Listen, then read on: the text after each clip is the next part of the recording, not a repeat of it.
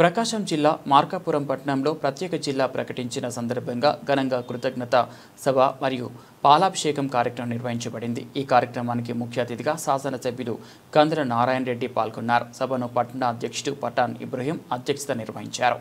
సభలో శాసనసభ్యులు కందుల నారాయణ రెడ్డి మాట్లాడుతూ ప్రత్యేక జిల్లా కోసం నేటికి ముందే 63 రోజుల పాటు ఉద్యమం, ఆమరణ నిరాహార దీక్షలు మరియు సైకిల్ యాత్ర నిర్వహించినట్లు గుర్తు చేశారు। ఆ ఉద్యమ సమయంలో ప్రభుత్వ నిర్లక్ష్యం చూపించినప్పటికీ ప్రజల ఆందోళనను గమనించి ముఖ్యమంత్రి నారా చంద్రబాబు నాయుడు ప్రత్యేక మార్కాపురం జిల్లా ప్రకటించారన్నారు। అంతేకాక వైసీపీ నాయకులు ఈ ప్రాంత అభివృద్ధికి ఏ విధంగానూ దోహదం చేయలేదని, ప్రజల సమస్యలను పరిష్కరించలేదని అన్నారు। ప్రత్యేక జిల్లా ఏర్పాటుతో నిరుద్యోగులకు ఉద్యోగాలు, కేంద్రం నుంచి నిధులు, ప్రాంతంలోని రోడ్లు, ఆసుపత్రులు, పరిశ్రమలు, అలాగే రైతుల భూముల విలువ పెరుగుతుందని, భవిష్యత్తులో మెరుగైన మౌలిక సదుపాయాలు అందుతాయని తెలిపారు।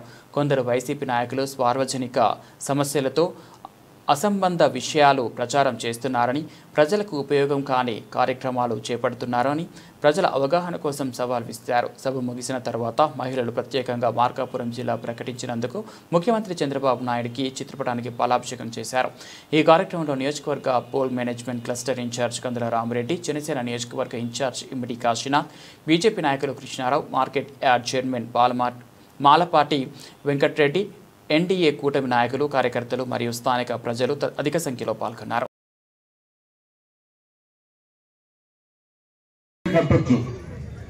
నీకున్న 5 సంవత్సరాల కాలంలో నువ్వెందుకు నిర్మించలేకపోయావు? నువ్వు ముఖ్యమంత్రి అయిన తొలి సంవత్సరంలోనే కానీ ప్రారంభోత్సవం చేసింది, మళ్ళీ సంవత్సరంలో చేశాడు। నీకు 4 సంవత్సరాల కాలం ఉంది। 4 సంవత్సరాలు నువ్వెందుకు పూర్తి చేయలేదు? అది కాకుండా ఈ కాలేజీలన్నిటినూ బ్యాంకులో రుణం పెట్టి 8,700 కోట్ల రూపాయలు అప్పులు తెచ్చాడు। మెడికల్ కాలేజీలు కడతాము, దాని ద్వారా యూజర్ ఛార్జెస్ వసూలు చేసి, ప్రజల కాడ యూజర్ ఛార్జెస్ వసూలు చేసి, ఓపీ ఫీజు వసూలు చేసి మీకు బ్యాంకుకి రిటర్న్ ఇస్తామని చెప్పి 8,700 కోట్ల రూపాయలు జగన్మోహన్ రెడ్డి అప్పులు తెచ్చాడు। ఆ డబ్బు ఏం చేశామనేది కూడా ఇది లేదు। నీ సొంత ఖజానాకు మళ్లించుకుందామని చెప్పి మేమంతా ప్రజలకు చెప్పాము। దాన్ని ఫలితం నువ్వు అనుభవించావు। ప్రజల సొమ్ము దుర్మార్గంగా దోచుకు తిన్నోడు ఏ రోజు పైకి రాడు। ఈ జగన్మోహన్ రెడ్డి రాష్ట్రాన్ని గడిచిన 5 సంవత్సరాల్లో 151 సీట్లతో అధికారంలో కూర్చోబెట్టి కట్టబెడితే నీ దుర్మార్గపు ఆలోచనతోటి రాష్ట్రాన్ని దివాలా తీపించావు। నువ్వు దివాలా తీర్చడమే కాకుండా అన్ని రంగాలను నిర్వీర్యం చేసుకుంటా మన ప్రజల్ని, జిల్లా వాసుల్ని, మన రాష్ట్ర ప్రజలందరినీ ఒక గంజాయి యువతని గంజాయికి, మద్యానికి, వ్యసనాలకు బానిసలు చేశావు। ఇట్లా నీ పాలనను విసిగి వేసారి నీ 151 సీట్లను పడగొట్టి కేవలం 11 సీట్లకి నిన్ను పరిమితం చేశారు। ఇకనైనా నువ్వు చేసిన తప్పులను సరిదిద్దుకొని ప్రజల్లోకి క్షమాపణ చెప్పి, ప్రజలందరికీ, రాష్ట్ర ప్రజలందరికీ క్షమాపణ చెప్పి నువ్వు పద్ధతులు మార్చుకొని నీ అధికార పార్టీ చేసే అభివృద్ధి పనులను ఆటంకపరిచే ఉద్దేశంతో కోట్లలో కేసులు ఎత్తడం, ఇట్లాంటి పనులను మానుకోవాలని చెప్పి కోరుతా ఉన్నాను। ఈ జగన్మోహన్ రెడ్డి ఎంత అరాచక పరిపాలన చేశాడో అందరూ చూశారు। ఈ రోజు అతను కోటి సంతకాల పేరుతోటి మన మీదకి ఇక్కడ స్థానిక నాయకులు పంపించాడు। ఎవరు నమ్మొద్దు। మన ప్రాంతానికి జగన్మోహన్ రెడ్డి చేసిన అన్యాయాలు చాలా ఉన్నాయి। మనకు నేషనల్ హైవే మన గనుల కింది నుంచి అమరావతికి రాచమార్గంలో పోయేది, Anantapuram to Amaravati straight road, land pooling, land acquisition కూడా జరిగింది। అటువంటి రోడ్డుని వాళ్ళ పులివెందుల అభివృద్ధి కోసం మార్గాన్ని మలిపి కనిగిరి మీదుగా అట్లా పొదిలి చీమపట్టి మధ్యలో నుంచి అట్లా తీసుకొని పైకి వెళ్ళిపోయింది।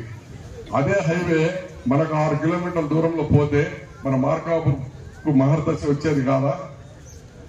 ఎప్పుడైనా ఒక గ్రామం కానీ, ఒక పట్టణం కానీ, ఒక జిల్లా హెడ్ క్వార్టర్ కానీ ఏదైనా ఒక పట్టణం అభివృద్ధి చెందాలంటే మంచి ఇన్ఫ్రాస్ట్రక్చర్ కావాలి, రోడ్డు మార్గాలు అందుబాటులో ఉండాలి.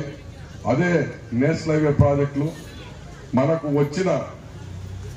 ఇచ్చిన కేంద్రం ఇచ్చిన అవకాశాన్ని గత 5 సంవత్సరాల్లో పక్కదారి పట్టించి మన మార్కాపూర్ అభివృద్ధికి, మన డివిజన్, మన పశ్చిమ ప్రాంత అభివృద్ధిని అడ్డుకున్న ఒక దగ్గరుబాజీ దుర్మార్గుడు ఎవరన్నా ఉందంటే జగన్మోహన్ రెడ్డి. ఇప్పటికన్నా తెలుసుకోండి, ప్రజలను చైతన్యవంతం చేయండి. ప్రతి మహిళ ప్రతి 10 మందికి ఆ 10 మంది ద్వారా తలా 10 మందికి తెలియజేసే విధంగా జగన్మోహన్ రెడ్డి అరాచక పాలన మళ్ళా రాకుండా మళ్ళా మన ముఖ్యమంత్రి చంద్రబాబు నాయుడు గారిని మరోసారి ఎన్నుకుంటే శరవేగంగా అభివృద్ధి చెందుద్ది. 2026 మనము వెలుగొండ ప్రాజెక్టు ఫలాలు కూడా మనం అందుకోబోతున్నాము. ఖచ్చితంగా నిర్వాసితులకు రావాల్సిన డబ్బు ఇస్తానని చెప్పి కూడా ఎమ్మెల్యేలందరి సమక్షంలో ఎమ్మెల్యేలందరికీ చెప్పినాడు.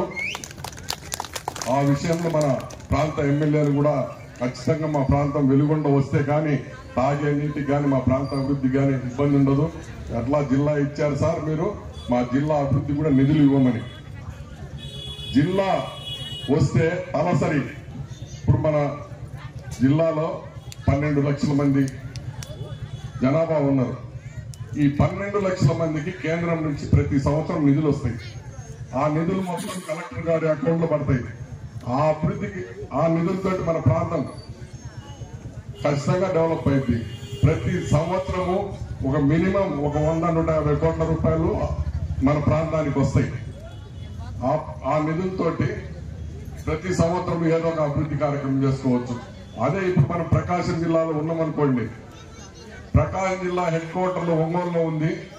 ఆ వచ్చిన ఫండ్స్ మన ఏరియాకు కూడా క్యాలిక్యులేట్ చేసి ఇచ్చిన ఫండ్స్ ఆ ప్రాంతం అభివృద్ధి చెందింది. కానీ మన ప్రాంతాన్ని ఎవరన్నా పట్టించుకున్న పాపాన పోలేదు. ఇక్కడ మన నాయకులు కష్టమయ్యా మా ప్రాంతంలో ఇంత ఓట్ మా షేర్ మాకు ఇంత నిధులు రావాలా, మా నిధులు ఇస్తే మేము మా ఏరియా డెవలప్ చేసుకుంటామని అడిగినోడు కూడా లేడు.